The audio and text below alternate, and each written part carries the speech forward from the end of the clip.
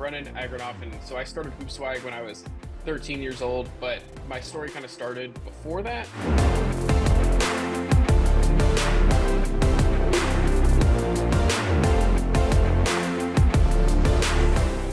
What do you think is one quality that you think is like absolutely necessary? Like if you had to give any young entrepreneur a piece of advice or a quality that they feel like they need to develop in order to try and be successful, what do you think that would be?